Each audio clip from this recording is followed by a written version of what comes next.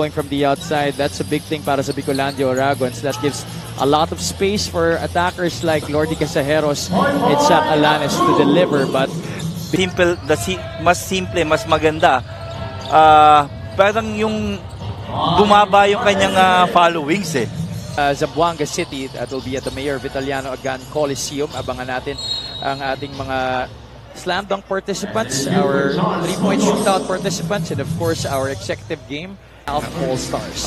And this is one guy that really had benefit dito sa experience niya sa MPBL. Ito si Charles Burgos. When Edsel Rojas, grabe yung nag-game this season. Oo, totoo yun. And these are the things na they will bring along the way na they were able to make a mark already. Siyempre, we also cannot forget about Mr. Fast, JJ Helterbrand, who is still very much capable of delivering. And sa akin lang, I hope na gamitin nila yung last 3 games nila to play with their complete lineup. Eleta, wala si Jonathan Gray, wala si Rob Manalang, and you know, those guys will play a crucial role. Look out below! Poy Aktub with a rim rattler here in the Quezon Convention Center. May ganun kadaming tao. He gets the steal here at converting defense into offense. Poy Aktub slamming it with utter power and authority. He is featured. Yung game right now for the Oragons kasi hindi pa open court yung laro eh. You know, they get most of their points through fast break. Yung nakasona sila, yung control pace here in the MPBL. Oo naman, because part of playing against Coach Boy Fernandez. Exciting set of games for our Saturday triple header. Oo naman. Dito sa Liga ng Bawat Pilipino. Again, parang yung Saturday blockbuster natin nagiging regular na eh. Fit ng ating postseason. Oo, and alam mo, ang ganda rin kasi na nangyari. Kasi even if itong mga teams natin, itong mga top teams natin maglalaro na at this stage of the season, ng season, importante pa rin yung mga panalo for a different set of difficulties that they are facing against a very determined Binyan squad. Llarena from the left wing knocks down the triple. That's the first 3. Leaves it for Roca Curva. Peña Redondo, catch and fire. Yes, sir. There you go. And, you know, that's what I like with naglaro man sila last game, di man naglaro, pero every time they get activated, yung performance nila is the same eh. And the difference with this group combination right now for Binyan, medyo nagmamadali. While Bicol only getting 2 points out of the turnovers nitong Binyan Tatakjel. Pamboy Raimundo, unang pasok sa laro na to. Unang attempt, pasok agad. Whenever Coach Boyd Fernandez needs those outside shots para maibala ng konti yung complexion ng kanilang laro, ano, Coach Louie? Oo naman, kaya alam mo, floor spacer, stretch. Sorry, di ako color expert eh, pero plus the haircut. Oh, the haircut din.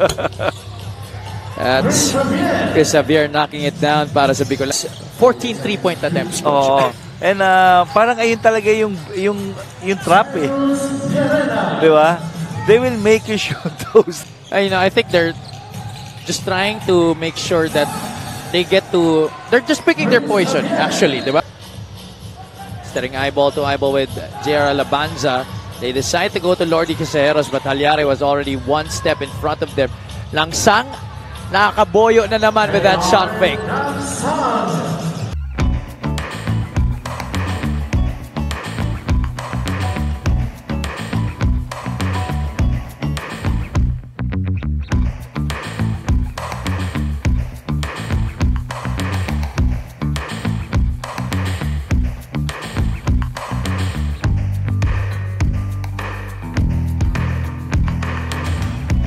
For them, always cover the shooter.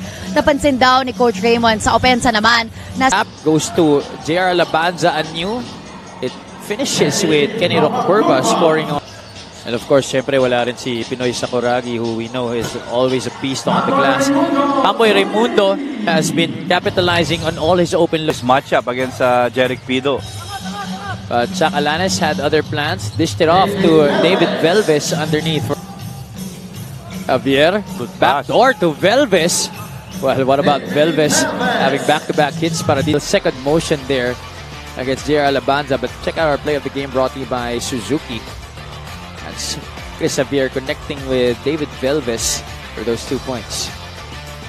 Papakinabangan eh. Oo, and ayun ang mangyayari sa'yo. Parang magiging journeyman ka na lang na swertihan na lang kung mapupunta ka sa magandang team or team manager ni Jojo Conana na obligado na kailangan kompleto na sila sa practice everyday. Raimundo continues to sizzle from the great beyond. Raimundo, the hot hand here for the Vinyanta Takjel. Goes to JJ Pido. Shot clock now winding down here. Pido, the spin and score. Nidepensahan itong Vinyanta Takjel, si Shaq Alanes, is yung number of attempts niya from beyond the arc. Aktub gets the steal. Look out below. Ooh, took off way too early, but nonetheless, still 2 points. He's now once again featured in our fast break of the game brought to you by SportsMax, powered by PlayMax, the official online entertainment. Cejeros with rebound number 11 in this game. Lordy all the way to the cup. There you go.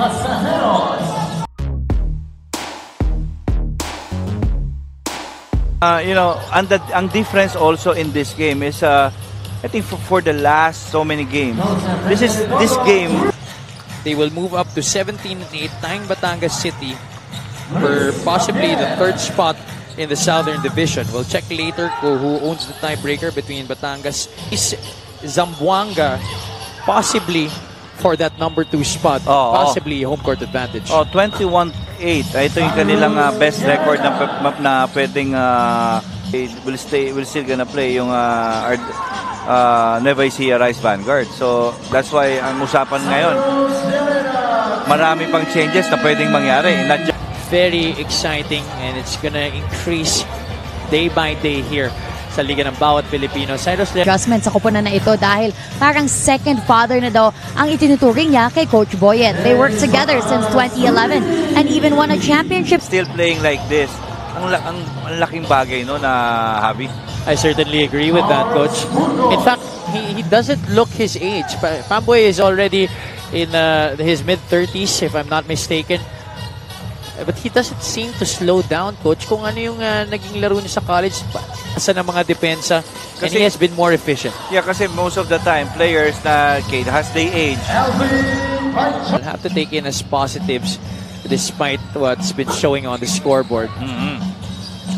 Aliarena gets it off the offensive rebound, a little fall-away jumper. Talaga nag-change up talaga sila. It's just na yung pasensya kasi na pinapakita nitong Vinyanta Takjel attacking that zone really had changed in. Nakita na nga natin si Big Mac Andaya nag-transition from being a basketball player to a showbiz personality. He's been a regular on Coco Martin.